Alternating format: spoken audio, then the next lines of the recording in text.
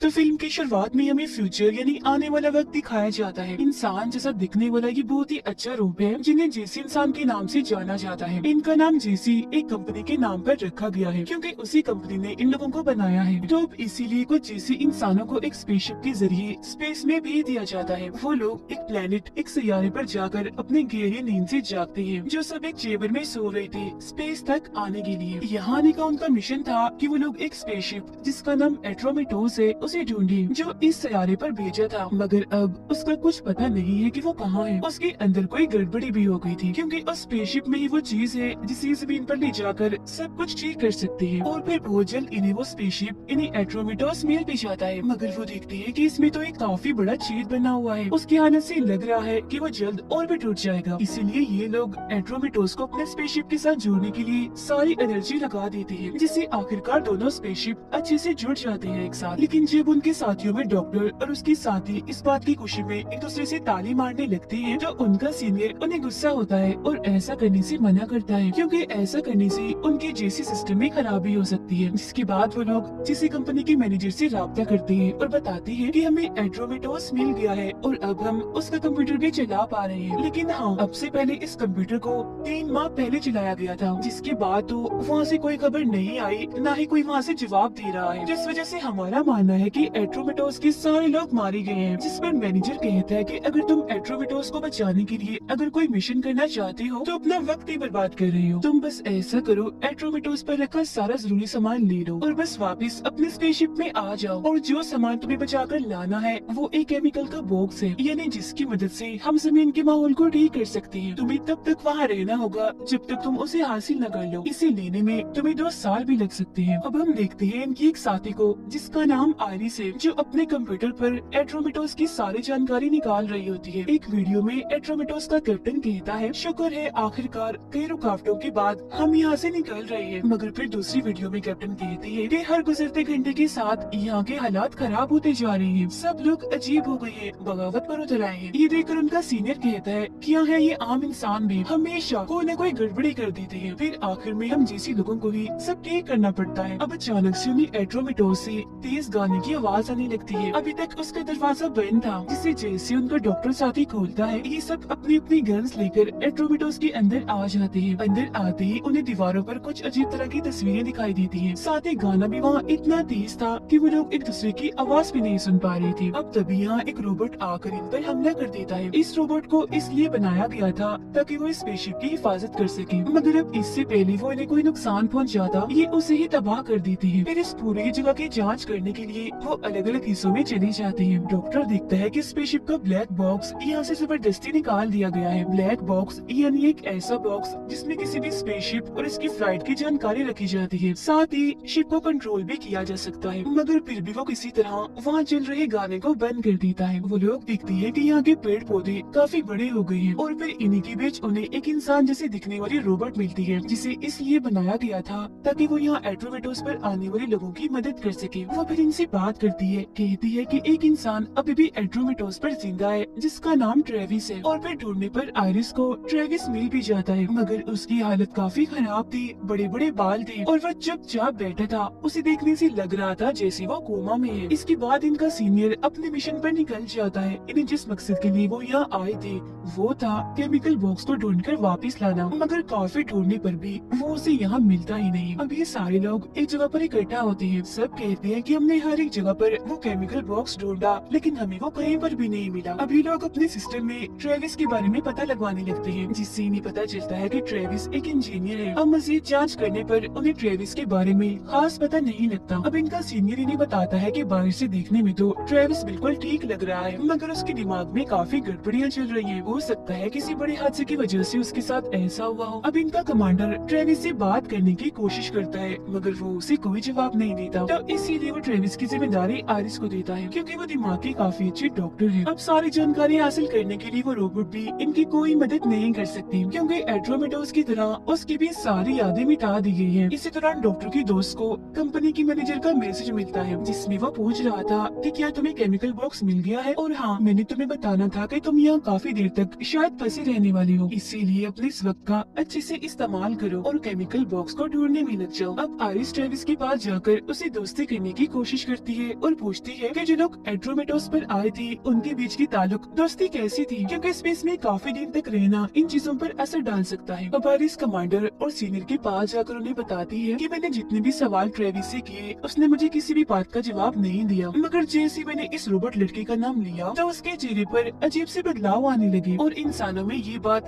हैरानी वाली नहीं है कि वो किसी रोबोट को पसंद करने लगे, खास करके तब जब वो रोबोट इंसान जैसी ही दिखती हो। और जैसा कि हम जानते हैं कि ट्रेविस एक इंजीनियर है, तो हो सकता है कि उसने इस रोबोट लड़की में बदलाव कर दिए हो अपने मुताबिक जैसे वो चाहता है। जिस पर सीनियर कहते हैं कि मैं अब इस रोबोट की जांच करना चाहता हूँ और पता लगवाना चाहता हूँ कि आखिर ट्रेविस और इस रोबोट के बीच में क्या है, और ट्रेविस ने अगर इसके साथ किया है तो क्या किया। जिस पर कमांडर फैसला करते हैं कि अब से मैं थोड़ी थोड़ी देर के लिए रोबोट लड़की को ट्रेविस के पास भेजूंगा, क्योंकि ऐसा करके वो लोग सारी बात पता लगवा सकते हैं, जिसमें वो इस रोबोट लड़की को चारे की तरह इस्तेमाल करेंगे। अब कुछ देर के बाद पूरे स्पेसशिप की बिजली चली जाती है और इन्हें पता चलता है कि ट्रेविस तो यहाँ से भाग गया है और शायद वो अपने साथ एक गन भी ले गया है, क्योंकि वहाँ पे रखी गन गायब थी। अब गन लेकर आयरिस ट्रेविस को ढूंढने जाती है। वो उसे मिल तो जाता है, मगर वो देखती है कि ट्रेविस ने मुझ पर ही गन तानी हुई है, इसीलिए वो प्यार प्यार से ट्रेविस से बात करने की कोशिश करती है। वो जैसे उसे काबू करने वाली होती है कि तभी यहाँ कमांडर आ जाते हैं गन लेकर। वो आखिर ट्रेविस की गन नीचे कर देता है, जिसके बाद ट्रेविस को दोबारा से बंदी बना लिया जाता है। आयरिस कमांडर से कहती है कि जब मैं अपना काम कर रही थी तो तुम बीच में क्यों आई, तुम्हें मुझ पर, मेरे काम पर, मेरे तरीके पर शक है क्या। कमांडर बोलता है कि तुम ज्यादा अपना दिमाग मत लगाओ और सिर्फ मिशन के मुताबिक ही काम करो, ठीक है ना। उधर जब डॉक्टर और उसकी दोस्त साथ में थी तो डॉक्टर की दोस्त बड़ी ही अजीब चीज करती है। वो अपनी जैकेट उतारते हुए बोलती है कि यहाँ एसी के बगैर कितनी गर्मी है ना। अब उसका ऐसा बर्ताव देखकर डॉक्टर को काफी अजीब लगता है, क्योंकि वो एक जैसी इंसान है, इसीलिए उसे ऐसा कुछ महसूस नहीं होना चाहिए। अब कुछ देर के बाद इनका पूरा सिस्टम ठीक हो जाता है, जहाँ तभी फिर कंपनी के मैनेजर का मैसेज आता है, जिसमें वो कहता है कि तुम्हारा सबसे जरूरी मिशन उस केमिकल बॉक्स को कैसे भी करके ढूंढ कर लाना है, क्योंकि बाकी सारी चीजें तो बात की बात है। आयरिस एक बार फिर दीवार पर बनी पेंटिंग्स और तस्वीरें देखती है और दोबारा से ट्रेविस के पास जाती है। वो इस बार उससे उन पेंटिंग्स और तस्वीरों की ही बात करती है, जिसके बाद वो रोबोट लड़की को दोबारा से ट्रेविस के पास भेजती है। खुद वो एक दूसरी जगह पर आकर एक छोटी सी कैमरा के जरिए उन दोनों को देख रही थी। वो देखती है कि ट्रेविस रोबोट के कान में मैंड्रिन जुबान में कुछ कह रहा है। अब आयरिस अपने सीनियर से बात करने जाती है, जहाँ वो कहता है मुझे याद ही नहीं आ रहा मैं यहाँ क्यों आया था, और ये काफी अजीब है क्योंकि मैं जिसे कभी नहीं भूलता। अब सीनियर को मैंड्रिन जुबान आती थी, इसीलिए वो उसके पास आई थी। वो फिर सीनियर को ट्रेविस की कही बात सुनाती है, मगर क्योंकि ट्रेविस काफी हल्का बोल रहा था इसीलिए फिलहाल तो उसे कुछ भी समझ नहीं आती। इसीलिए वो कहता है कि अभी तो मैं इसे समझ नहीं पा रहा, तुम ऐसा करो ये रिकॉर्डिंग मुझे दे दो, मैं इसे बाद में सुनकर अच्छे से समझ लूंगा। जिसके बाद दोबारा से आयरिस ट्रेविस और रोबोट पर नजर रखने के लिए पहुंच जाती है। वो फिर देखती है कि मेरा हाथ कांप रहा है, तो इसीलिए किसी की भी नजर में आने से पहले वो अपने हाथ को काबू कर लेती है। अब कुछ देर के बाद जब रोबोट बाहर आती है तो आयरिस उससे पूछती है कि ट्रेविस ने तुम्हारे कान में क्या कहा था, जिसके जवाब में रोबोट कहती है कि उसने कहा था कि हम बेशक एक नहीं हो सकते, मगर तुम मेरे दिमाग में हमेशा हो। और अब जब ये बात सीनियर को पता चलती है तो वो समझ जाता है कि ये बात गलत है, क्योंकि अब तक रिकॉर्डिंग वो भी सुन चुका था और समझ गया था कि रोबोट किसी वजह से झूठ बोल रही है। मगर एक रोबोट ऐसा कैसे कर सकती है, क्योंकि रोबोट तो झूठ बोलते ही नहीं है। अब ये सब लोग आपस में बात कर रही होती है कि आखिर कैसे हम ट्रेविस से अपने सवालों के जवाब हासिल करें। सीनियर उसे मारपीट करके जवाब लेने का मशवरा देता है, मगर कमांडर और डॉक्टर ऐसा करने से मना कर देते हैं, क्योंकि वो ऐसा कोई तरीका नहीं अपनाएंगे जिसमें वो ट्रेविस को मारे पीटे। अब डॉक्टर के साथ ही बोलती है कि मेरे बाथरूम में कोई खराबी हो गई है, तो डॉक्टर उसे ठीक करने के लिए चला जाता है। वो जब खराबी ठीक कर देता है तो उसकी दोस्त उसे गले से लगा लेती है और अपने साथ रुकने का बोलती है। उधर आयरिस अभी भी ट्रेविस पर नजर रखी हुई थी और इस पर ट्रेविस बोलता भी है, मगर रशियन जुबान में। अब इससे पहले कि उसकी बोली हुई बात को कंप्यूटर समझ पाता, एट्रोमेटोस हिलने लगता है। जी हाँ, तभी उन्हें पता चलता है कि एक जगह का दरवाजा खुला हुआ है, इसीलिए इनके स्पेसशिप में बाहर की सारी हवा आ रही है। कमांडर देखता है कि डॉक्टर अपनी दोस्त के कमरे से बाहर आ रहा है, मगर फिलहाल के लिए वो इस बात को नजरअंदाज करके आने वाली मुसीबत पर ध्यान देता है। उन्हें कुछ समझ नहीं आ रही होती कि ये दरवाजा किसने खोला, और वो भी सामान वाले कमरे का, क्योंकि वो तो हमेशा ही काफी मजबूती से बंद रहता है। दरवाजा बंद करने डॉक्टर रस्सी पहन के बाहर जाता है और रस्सी को कमांडर ने पकड़ा हुआ था। वो दरवाजा तो बंद कर देता है, मगर डॉक्टर की दोस्त रोने लगती है, क्योंकि उसे लग रहा था कि शायद मेरा दोस्त मुसीबत में है। अब कमांडर तो सही सलामत आ जाता है, मगर हवा के प्रेशर से डॉक्टर बेहोश हो जाता है। इसीलिए सीनियर उसे चेक करने, उसकी जांच करने अपने साथ ले जाता है। वो फिर बताता है कि मेरे हिसाब से ये बिल्कुल ठीक है, इसे बस थोड़े आराम आराम की जरूरत है, फिर ये अपनी नॉर्मल हालत में आ जाएगा। इसके बाद कमांडर डॉक्टर के दोस्त को डांटने लगता है, क्योंकि जब वो उसका बाथरूम ठीक करने गया था तो उसने डॉक्टर को गले से लगा लिया था। वो कहता है कि तुम्हें ये बात अच्छे से याद रखनी चाहिए कि हम आम इंसान नहीं है, बल्कि हम जैसे इंसान हैं। दोस्ती करना, करीब आना, ये सब हमारे लिए नहीं बना। थोड़ा ख्याल रखो तुम। आयरिस अब सीनियर से पूछती है कि क्या कोई रोबोट झूठ बोल सकता है, जिस पर सीनियर कहते हैं कि हाँ, रोबोट झूठ बोल सकते हैं अगर उन्हें किसी बात का झूठा जवाब देने के लिए प्रोग्राम किया जाए तो। वैसे अपनी मर्जी से वो कोई झूठ नहीं बोल सकती। और हाँ, मैंने उस रोबोट लड़के की जांच की थी, मगर मुझे तो उसमें से कोई भी ऐसी प्रोग्रामिंग नहीं मिली। अब आयरिस दोबारा से अपने सिस्टम पर आ जाती है ताकि ट्रेविस की रशियन जुबान में कही हुई बात को समझ सके, मगर तभी यहाँ डॉक्टर की दोस्त आ जाती है और बताती है कि ट्रेविस ने ये जो रशियन जुबान में कहा है ये तो एक किताब में लिखी गई बात है। हमें जिंदा देखकर ये ट्रेविस पता नहीं क्या सोच रहा है, कुछ समझ नहीं आ रही। ये सुनकर आयरिस फौरन ट्रेविस के पास जाती है और उसे बिजली का झटका लगाती है। कहती है कि मुझे लगता है तुम बिल्कुल ठीक हो, बस बीमार होने का ड्रामा कर रही हो। आपकी बार इस बात का जवाब ट्रेविस फ्रेंच जुबान में देता है, जो आयरिस समझ भी जाती है क्योंकि उसे भी थोड़ी बहुत फ्रेंच जुबान आती थी। इस बार उसने दोबारा से किसी किताब का जिक्र ही किया था। डॉक्टर के दोस्त ने एड्रोमेटोस का वो सिस्टम ठीक कर लिया होता है जिससे वो राब्ता कर सकती थी, मगर उसे दोबारा से वही वीडियो आ जाती है जो पहले भी आई थी। असल में ये सारी पुरानी रिकॉर्डिंग है जो हर 2 घंटे के बाद आ रही है। कमांडर उसे कहता है कि तुम लगातार जमीन पर मैसेज भेजती रहो जब तक कि कोई जवाब नहीं आ जाता। ये देखकर वो रोने लगती है, जिस पर कमांडर उसे दोबारा से डांटता है कि तुम क्या कर रही हो, जैसे होकर रो रही हो। अब इसी वक्त डॉक्टर भी यहाँ आ जाता है, जिसे देख उसकी दोस्त गले से लग जाती है। अब उनको ऐसे देखकर कमांडर दोबारा से उन्हें डांटता है, कहता है कि ये सब तुम दोनों की वजह से हुआ है। अगर उस दिन तुम दोनों साथ में ना होती तो तुम्हें पता चल जाता कि सामान वाले कमरे का दरवाजा खुला हुआ है और हमें ये सब ना देखना पड़ता। तो इसीलिए चिपकना बंद करो और दूर रहो एक दूसरे से, क्योंकि तुम दोनों की गलती की वजह से ही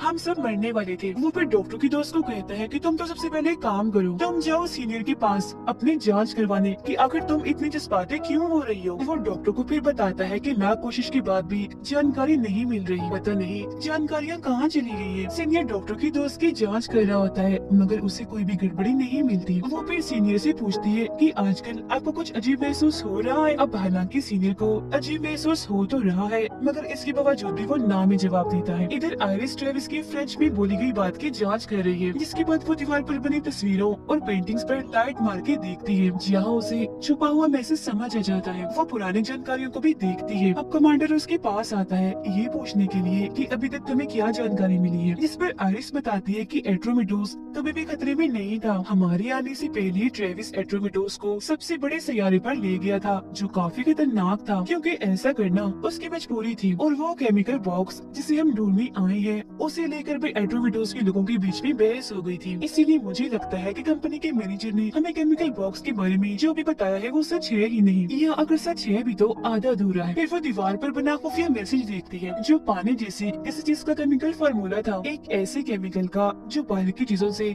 बड़ी आसानी से जुड़ जाता है। दूसरी तरफ पानी की ड्राइंग बनी हुई थी, जिसे देखकर आयरिस बताती है कि तुम्हें याद है ट्रेविस ने मुझ पर गन तानी थी, तो दरअसल उसने मुझ पर नहीं बल्कि मेरे पीछे रखी पानी की फिल्टर मशीन पर तानी थी। खैर जो भी है, मैं इस नतीजे पर पहुंची हूँ कि जो भी केमिकल है बहुत खतरनाक है और पानी से इसका कोई ताल्लुक है जो हम जैसे लोगों और इंसानों के लिए खतरा है। इस पर कमांडर कहते हैं कि या तो इन सब का कोई सबूत लेकर आओ या फिर ट्रेविस का मुंह खुलवाकर उससे जानकारी लो। वो फिर दोबारा से ट्रेविस के पास जाती है और कहती है कि मुझे सब बता दो, जिस पर दोबारा से वो किताबों की बातें करने लगता है और ये भी कि उस केमिकल बॉक्स की वजह से सब के सब मारे जाएंगे। साथ ही वो जोर से हंसने भी लगता है, जिस वजह से आयरिस को इतना गुस्सा आ जाता है कि वो यहाँ से चली ही जाती है। इस दौरान आयरिस और सीनियर दोनों के साथ ही अजीब होता है। आयरिस का हाथ कांप रहा था तो सीनियर बातें बोल रहा था। अब डॉक्टर कमांडर को बताता है कि अगर केमिकल बॉक्स को स्पेस में छोड़ा होगा तो वो बड़े प्लेनेट की जमीन पर जाके गिर गया होगा, मगर टूटा भी नहीं होगा, क्योंकि उस बॉक्स को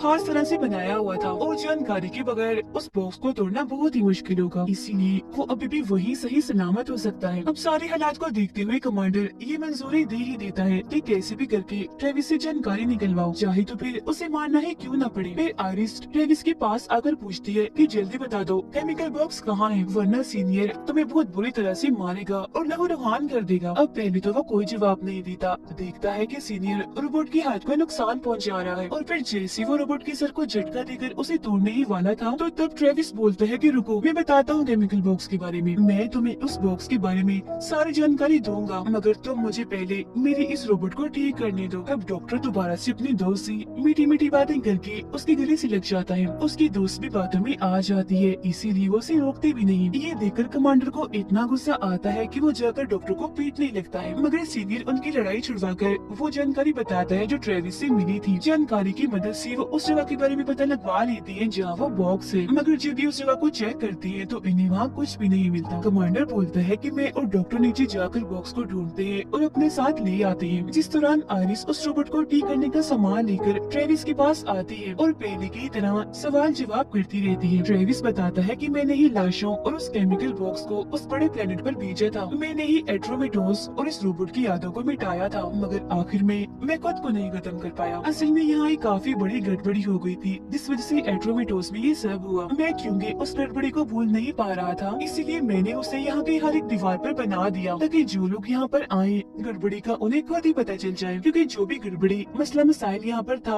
वो जुबान से बताया नहीं जा सकता। असल में जब उस केमिकल बॉक्स को अंदर शिप में लाया जा रहा था तो किसी के कपड़ों के साथ लगकर वो केमिकल भी अंदर आ गया और पानी में मिक्स हो गया, जिस वजह से यहाँ का सारा पानी खतरनाक जहरीला जानलेवा हो गया और यही वजह है कि इतनी तेजी से लोग मारे गए। हालांकि मैंने इस बारे में जमीन पर मैसेज भी भेजा था, यानी कि केमिकल की वजह से पानी खतरनाक हो गया है और लोग मर रहे हैं, मगर मैनेजर ने बड़ी आसानी से हल्के से मुंह से ही कह दिया कि तुम्हारे पास पानी को फिल्टर करने वाली मशीन है, तुम उसके जरिए पानी को ठीक कर लो, मतलब कि पानी के अंदर से केमिकल को निकाल दो। जिसका मतलब साफ था कि मैनेजर इस बारे में पहले से ही जानता था। आगे वो बताता है कि हमारे लोग दो ग्रुप्स में बैठ गए थे और वो लोग जो जान गए थे कि ये केमिकल कितना खतरनाक है, इसे जमीन पर नहीं ले जाना, उन्हें मैनेजर के साथियों ने मार दिया और सिर्फ मैं जिंदा इसलिए बच गया क्योंकि मैं किसी की तरफ नहीं था, मगर फिर बचे हुए लोगों को भी कोई मारता जा रहा था। अब जिस लैब में जैसे इंसानों को बनाया गया था, यानी उस कंपनी की, वो इंसानों को खत्म करना चाहती है। यही वजह थी कि मैनेजर इस बॉक्स को बार बार जमीन पर क्यों मंगवा रहा है, क्योंकि इसके जरिए वो पूरे इंसानियत का खात्मा करना चाहता है। वो लोग इंसानों को इसीलिए मारना चाहते हैं ताकि इंसान की कौन से जैसी इंसान को पहले जैसा ठीक किया जा सके, मतलब जो बदलाव जैसी में आते हैं वो ठीक हो सके। ये सारी बातें सुनकर जैसी आइरिस वहाँ से जाती है तो ट्रेविस अपने रोबोट को ठीक करने में लग जाता है। अब डॉक्टर की दोस्त के पास मैनेजर का मैसेज आता है जो कहता है कि ये मेरा आखिरी मैसेज है। आगे वो कहता है कि मुझे पता चल रहा है कि तुम लोग अजीबोगरीब से महसूस कर रहे हो क्योंकि तुम्हारे डीएनए अब बदल रही है जिन्हें ठीक भी नहीं किया जा सकता। और हाँ, ट्रेविस ने बिल्कुल ठीक बताया है कि इंसानों को मारा जा रहा है, इसीलिए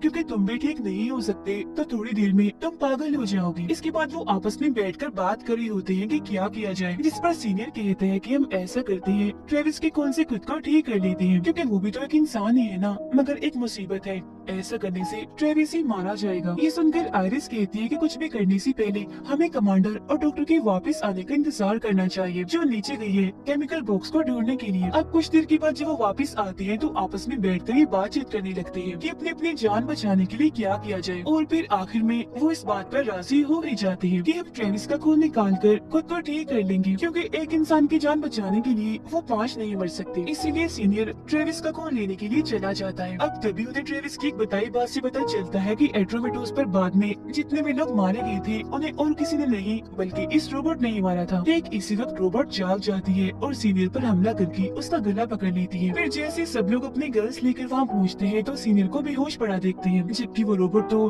ट्रेविस को अपने साथ लेकर भाग चुकी थी। अब तभी इन्हें कोई आवाज सुनाई देती है जिसे डॉक्टर चेक करने जाता है, मगर जब वो वापस आता है तो ये देखकर काफी हैरान और दुखी हो जाता है कि उसकी प्यारे दोस्त को उस रोबोट ने मार दिया है। अब इस बात से उसे इतना गुस्सा आ गया था कि आइरिस के मना करने के बावजूद भी वो अकेला ही रोबोट को ढूंढने के लिए चला जाता है। वो फिर उसे सामान वाले कमरे में मिल भी जाती है, मगर जहाँ वो पहले मासूम सी थी, चुपचाप सी थी, अब वो इतनी तेज हो गई थी कि काफी खतरनाक लड़ने लगती है। हालांकि डॉक्टर उसका मुकाबला करता है, उसे मारता है, मगर वो उस पर भारी पड़ के उसे काफी मारती है और आखिरकार उसकी जान ही ले लेती है। अब आइरिस को ट्रेविस पीछे से ढूंढ लेता है और गन से उसको बेहोश कर देता है। अब तभी इधर कमांडर आकर ट्रेविस पर भी हमला कर देता है। अब जब रोबोट यहाँ आती है तो वो समझती है कि आइरिस बेहोश पड़ी है, इसीलिए उसके पास ही गुजरती है, मगर असल में तो ये बस इसे फंसाने का जाल था। कमांडर ने जो दरअसल ट्रेविस को पकड़ा हुआ था ताकि वो रोबोट को कंट्रोल कर सके। जिसके बाद कमांडर और आइरिस स्पेसशिप के बिजली वाले हिस्से पर हमला करते हैं। ऐसा करने से रोबोट पर बिजली गिरती है और वो टूटकर गिरने लगती है। अब बाद में कमांडर ट्रेविस को मारने का सोचता है क्योंकि उसने ये रोबोट में बदलाव किए थे, जिस पर वो कहता है कि नहीं,